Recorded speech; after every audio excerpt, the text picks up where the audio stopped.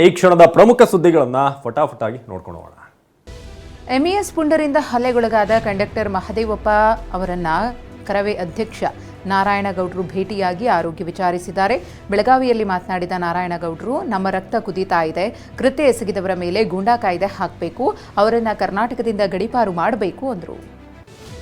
ಬೆಳಗಾವಿಯಲ್ಲಿ ಎಂಇಎಸ್ ಪುಂಡರ ವಿರುದ್ಧ ಕರವೇ ಪ್ರವೀಣ್ ಶೆಟ್ಟಿ ಬಣ ಕೂಡ ಹೋರಾಟಕ್ಕೆ ಇಳಿದಿತ್ತು. ಮೊದಲಿಗೆ ರಾಜ್ಯಾಧ್ಯಕ್ಷ ಪ್ರವೀಣ್ ಶೆಟ್ಟಿ ಹಲ್ಲೆಗೊಳಗಾದಂಥ ನಿರ್ವಾಹಕ ಮಹದೇವಪ್ಪ ಆರೋಗ್ಯ ವಿಚಾರಿಸಿದರು. ಚೆನ್ನಮ್ಮ ಸರ್ಕಲ್ನಲ್ಲಿ ಕರವೇ ಉಭಯ ಬಣಗಳು ಪ್ರತಿಭಟನೆ ನಡೆಸಿದ್ವು.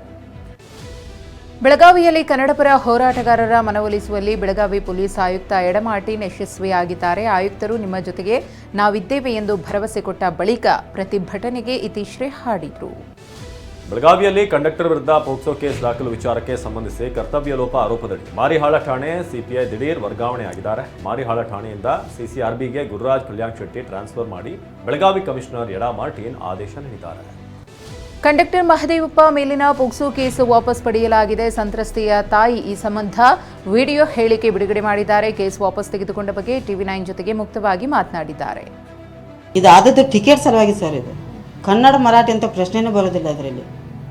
ಹಿಂಗಾಗಿ ನಮಗೆ ಬೇಜಾರಾಗಿ ನಾವು ಈ ಕೇಸ್ ವಾಪಸ್ ಪೋಕ್ಸೋ ಕೇಸ್ ವಾಪಸ್ ಪಡೆದ ವಿಚಾರಕ್ಕೆ ಕಂಡಕ್ಟರ್ ಮಹದೇವಪ್ಪ ಪ್ರತಿಕ್ರಿಯಿಸಿದ್ದಾರೆ. TV9 ಜೊತೆ ಮಾತನಾಡಿದ ಮಹದೇವಪ್ಪ, ನನ್ನ ವಿರುದ್ಧ ಸುಳ್ಳು ಕೇಸ್ ಹಾಕಲಾಗಿತ್ತು, ಇದೀಗ ಸತ್ಯಕ್ಕೆ ಜಯ ಸಿಕ್ಕಿದೆ ಎಂದಿದ್ದಾರೆ. ಬಟ್ ಏನಿದಿಲ್ಲ, ನಮಗೆ ಸತ್ಯಕ್ಕೆ ಜಯ ಸಿಕ್ಕಿದೆ ಅಷ್ಟೇ ಸಾಕು ಸರ್ ನನಗೆ. ಬಟ್ ಏನು ಕರ್ನಾಟಕ ಮಹಾರಾಷ್ಟ್ರ ಬಸ್ ಸಂಚಾರ ಪುನರಾರಂಭಕ್ಕೆ ಚರ್ಚೆ ನಡೆದಿದೆ. ಬೆಳಗಾವಿ ಜಿಲ್ಲಾಧಿಕಾರಿ, ಕೊಲ್ಹಾಪುರ ಜಿಲ್ಲಾಧಿಕಾರಿ ಮತ್ತು ಪೊಲೀಸ್ ವರಿಷ್ಠ ಅಧಿಕಾರಿಗಳು ವಿಡಿಯೋ ಸಂವಾದ ನಡೆಸಿದ್ದಾರೆ. ಗಡಿಯಿಂದ ಮಹಾರಾಷ್ಟ್ರಕ್ಕೆ ಪ್ರಯಾಣಿಕರನ್ನ ಕರೆದೊಯ್ಯುವ ಸಲುವಾಗಿ ಪರಸ್ಪರ ಬಸ್ ವ್ಯವಸ್ಥೆ ಮಾಡಲು ಒಪ್ಪಿಗೆ ನೀಡಲಾಗಿದೆ.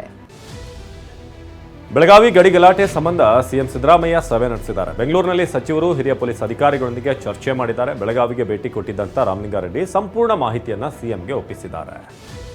ಸಿದ್ದರಾಮಯ್ಯ ಮುಖ್ಯಮಂತ್ರಿಯಾಗಿ ಇರಲಿದ್ದಾರೆ ಅಂತ ಆಹಾರ ಮತ್ತು ನಾಗರಿಕ ಸಚಿವ KH ಮುನಿಯಪ್ಪ ಹೇಳಿದ್ರು.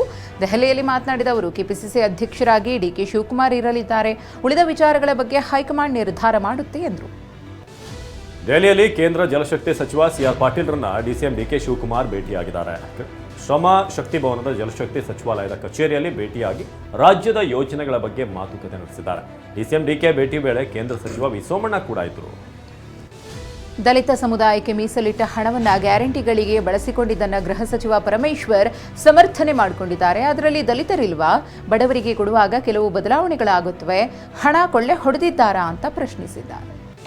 ಗ್ಯಾರಂಟಿ ಯೋಜನೆಗಳು ಯಾವಾಗಲೂ ನಮಗೆ ಹೊರೆ ಆಗಲ್ಲ ಅಂತ ಆರ್ ಸಚಿವ KH ಮುನಿಯಪ್ಪ ಹೇಳಿದ್ದಾರೆ. ದೆಹಲಿಯಲ್ಲಿ ಮಾತನಾಡಿದ ಅವರು, ಜನರ ಕಷ್ಟಕ್ಕೆ ನಾವು ಸ್ಪಂದಿಸಬೇಕಾಗುತ್ತೆ, ಮಾತು ಕೊಟ್ಟಂತೆ ನಾವು ಅಕ್ಕಿ ಕೊಡುತ್ತೇವೆ, ಗ್ಯಾರಂಟಿ ಕೊಡಲು ಹಣದ ಕೊರತೆ ಇಲ್ಲ ಅಂತ ಸ್ಪಷ್ಟಪಡಿಸಿದರು.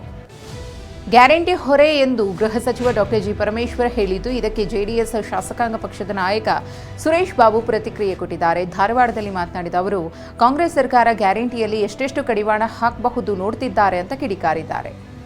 ಯತ್ನಾಳ್ ಬಣ ಲಿಂಗಾಯತ ನಾಯಕರ ಜೊತೆಗೆ ಸಭೆ ನಡೆಸಿದೆ. ಸಭೆಯಲ್ಲಿ ಮಾಜಿ ಸಂಸದ ಸಿದ್ದೇಶ್ವರ್, ಶಾಸಕ BP ಹರೀಶ್, ಬಿಜೆಪಿಯ ಯತ್ನಾಳ್ ಬಣದ ವೀರಶೈವ ಲಿಂಗಾಯತ ಮುಖಂಡರು ಭಾಗಿಯಾಗಿದ್ದರು. ಸಭೆ ಆರಂಭಕ್ಕೂ ಮುನ್ನ ಮಾತುಗಳಿದಂತೆ ಯತ್ನಾಳ್, ನಾಯಕತ್ವದ ವಿಚಾರವಾಗಿ ಎಲ್ಲರೂ ಮುಕ್ತವಾಗಿ ಅಭಿಪ್ರಾಯ ತಿಳಿಸಿ, ಯಾರಿಗೂ ಹಂಚಬೇಡಿ ಅಂತ ಗುಡುಗಿದ್ರು. ಯತ್ನಾಳ್ ನೇತೃತ್ವದಲ್ಲಿ ಲಿಂಗಾಯತ ಬಿಜೆಪಿ ನಾಯಕರ ಸಭೆ ನಡೆಸಿದ್ದಕ್ಕೆ ಮಾಜಿ ಸಚಿವ MP ರೇಣುಕಾಚಾರ್ಯ ಕಿಡಿಕಾರಿದ್ದಾರೆ. ದಾವಣಗೆರೆಯಲ್ಲಿ ಮಾತನಾಡಿದ ಅವರು, ನೀವ್ಯಾರು ಲಿಂಗಾಯತ ನಾಯಕರಲ್ಲ, ನೀವೆಲ್ಲರೂ ಡಮ್ಮಿ ನಾಯಕರು. ಕೆಲವರು ನಾವೇ ಲಿಂಗಾಯತ ನಾಯಕ ಅಂತ ಹೇಳ್ಕೊಂಡು ಓಡಾಡ್ತಾರೆ. ಅವರೆಲ್ಲ ಚಲಾವಣೆಯಲ್ಲಿ ಇಲ್ಲದ ನಾಣ್ಯ ಅಂತ ಗುಡುಗಿದ್ದಾರೆ. ಶಾಸಕರ ಭವನದ ಮುಂದೆ ನಿಂತಿದ್ದ MLA ಸರ್ಕಾರಿ ಕಾರಿಗೆ ಪೊಲೀಸ್ ಜೀಪ್ ಡಿಕ್ಕಿಯಾಗಿದೆ. ಶಿವಲಿಂಗೇಗೌಡರ ಸರ್ಕಾರಿ ಇನೋವಾ ಕಾರಿಗೆ ಜೀಪ್ ಡಿಕ್ಕಿ ಹೊಡೆದಂತಹ ಘಟನೆ ಶಾಸಕರ ಭವನ 2ರ ಮುಂದೆ ಮುಂಭಾಗದಲ್ಲಿ ನಡೆಯಿತು. ಪೊಲೀಸ್ ಜೀಪ್ ಡಿಕ್ಕಿ ಪರಿಣಾಮ ಶಾಸಕರ ಕಾರು ಜಖಮಾಗಿದೆ. ಬೆಂಗಳೂರಿನ ಪೈಪ್ಲೈನ್ನಿಂದ ಸುಂಕದಕಟ್ಟೆವರೆಗಿನ ಗುಂಡಿ ಬಿದ್ದ ರಸ್ತೆಯಲ್ಲಿ ವಾಹನ ಸವಾರರು ಪರದಾಡ್ತಿದ್ದಾರೆ. BBMP ಗುಂಡಿ ಬಿದ್ದ ರಸ್ತೆಗೆ ಈವರೆಗೂ ಕೂಡ ಟಾರ್ ಹಾಕಿಲ್ಲ. ಆದಷ್ಟು ಬೇಗ ರಸ್ತೆಗಳನ್ನು ಸರಿಪಡಿಸುವಂತೆ ವಾಹನ ಸವಾರರು ಆಗ್ರಹಪಡಿಸಿದ್ದಾರೆ. ದರ್ಶನ್ ಅಂಡ್ ಗ್ಯಾಂಗ್ನಿಂದ ರೇಣುಕಾಸ್ವಾಮಿ ಕೊಲೆ ಪ್ರಕರಣಕ್ಕೆ ಸಂಬಂಧಿಸಿದಂತೆ 17 ಆರೋಪಿಗಳು ಕೋರ್ಟ್ಗೆ ಇವತ್ತು ಹಾಜರಾಗಿದ್ದರು. A1 ಪವಿತ್ರ, A2 ದರ್ಶನ್ ಸೇರಿದಂತೆ 17 ಆರೋಪಿಗಳು ಕೋರ್ಟ್ ವಿಚಾರಣೆಯನ್ನು ಎದುರಿಸಿದ್ರು. ಏಪ್ರಿಲ್ 8ಕ್ಕೆ ವಿಚಾರಣೆ ಮುಂದೂಡಿ 57ನೇ CCH ಕೋರ್ಟ್ ಆದೇಶಿಸಿದೆ. ಕೊಲೆ ಆರೋಪಿಗಳಾದ ದರ್ಶನ್, ಪವಿತ್ರ ಗೌಡ ನಡುವೆ ಮುನಿಸು ಉಂಟಾಗಿದೆಯಾ ಅನ್ನೋ ಪ್ರಶ್ನೆ ಎದುರಾಗಿದೆ. ಬೆಂಗಳೂರಿನ 57ನೇ CCH ಕೋರ್ಟ್ಗೆ ವಿಚಾರಣೆಗೆ ಬಂದಿದ್ದಂಥ ದರ್ಶನ್, ಪವಿತ್ರ ಗೌಡ ಮುಖಾಮುಖಿ ಆದರೂ ಕೂಡ ಮಾತನಾಡಲಿಲ್ಲ. ಕಳೆದ ಬಾರಿ ಕೋರ್ಟ್ಗೆ ಬಂದಾಗ ಇಬ್ಬರು ಮಾತನಾಡಿದರು. ಮಂಗಳೂರಿನ ಉರ್ವಾ ಪೊಲೀಸರು ಸೈಬರ್ ಕ್ರೈಮ್ ಆರೋಪಿಯೊಂದಿಗೆ ಸಲುಗೆ ಬೆಳೆಸಿಕೊಂಡಿರುವಂತಹ ಆರೋಪ ಕೇಳಿಬಂದಿದೆ. ಅಮೆಜಾನ್ ಕಂಪನಿಗೆ ವಂಚಿಸಿದ್ದ ರಾಜ್ಕುಮಾರ್, ಮೀನಾಮ, ಸುಭಾಷ್ ಹಣದಲ್ಲೇ ಪೊಲೀಸರು ಗುಜರಾತ್ಗೆ ತೆರಳಿದ್ದಾರೆ. ಆರೋಪಿ ಜೊತೆಗೆ ಸೆಲ್ಫಿಯನ್ನು ಕೂಡ ಕ್ಲಿಕ್ಕಿಸಿಕೊಂಡಿದ್ದಾರೆ. ಸಾಲದಕ್ಕೆ ಆರೋಪಿಯಿಂದಲೇ ಜಾಗೃತಿ ಪಾಠ ಮಾಡಿಸಿದ್ದಾರೆ. ಶರಣಾಗತಿಯಾಗಿದ್ದ 4 ನಕ್ಸಲರು 5 ದಿನ ಪೊಲೀಸ್ ಕಸ್ಟಡಿಗೆ ನೀಡಿ ಕಾರ್ಕಳ ಜೆಎಂಎಫ್ಸಿ ನ್ಯಾಯಾಲಯ ಆದೇಶಿಸಿದೆ. ಶರಣಾಗಿದ್ದ 6 ನಕ್ಸಲರ ಪೈಕಿ 4ರನ್ನ ಕಾರ್ಕಳ ಪೊಲೀಸರು ವಶಕ್ಕೆ ಪಡೆದಿದ್ದಾರೆ. ಕಾರ್ಕಳ, ಹೆಬ್ರಿ ತಾಲೂಕಿನಲ್ಲಿ ನಡೆದ 15 ಪ್ರಕರಣಗಳ ಕುರಿತು ತನಿಖೆ ಮಾಡಲಿದ್ದಾರೆ. ವಿಪಕ್ಷ ನಾಯಕಿ ಅತಿಶಿ ಸೇರಿದಂತೆ ಆಪ್ ಶಾಸಕರನ್ನ ದೆಹಲಿ ವಿಧಾನಸಭೆಯಿಂದ ಹೊರಹಾಕಲಾಗಿದೆ. ಲೆಫ್ಟಿನೆಂಟ್ ಗವರ್ನರ್ ಸಕ್ಸೇನಾ ಭಾಷಣಕ್ಕೆ ಅಡ್ಡಿಪಡಿಸಿದ ಹಿನ್ನೆಲೆಯಲ್ಲಿ ಹೊರಹಾಕಿದ್ರು. ದಶಕದ ಹಿಂದೆಯೂ ಸ್ಪೀಕರ್ ವಿಜಯೇಂದ್ರ ಗುಪ್ತಾ ಅವರನ್ನು ವಿಧಾನಸಭೆಯಿಂದ ಹೊರಹಾಕಲಾಗಿತ್ತು. ದೆಹಲಿ ಸಿಎಂ ಕಚೇರಿಯಲ್ಲಿ ಅಂಬೇಡ್ಕರ್ ಭಾವಚಿತ್ರ ತೆಗೆದು ಮೋದಿ ಫೋಟೋ ಹಾಕಿರುವುದಕ್ಕೆ ಆಪ್ ಶಾಸಕರು ಆಕ್ಷೇಪಣೆ ವ್ಯಕ್ತಪಡಿಸಿದ್ದಾರೆ. ಲೆಫ್ಟಿನೆಂಟ್ ಗವರ್ನರ್ ವಿಕೆ ಸಕ್ಸೇನಾ ಆಗಮಿಸುತ್ತಿದ್ದ ಹಾಗೆ ಆಪ್ ಸದಸ್ಯರು ಅಂಬೇಡ್ಕರ್ ಭಾವಚಿತ್ರ ಹಿಡಿದು ಪ್ರತಿಭಟನೆ ನಡೆಸಿದರು. ಅಮಾನತಾದ ಬಳಿಕವೂ ಕೂಡ ವಿಧಾನಸಭೆ ಹೊರಗೆ ಪ್ರತಿಭಟಿಸಿದರು.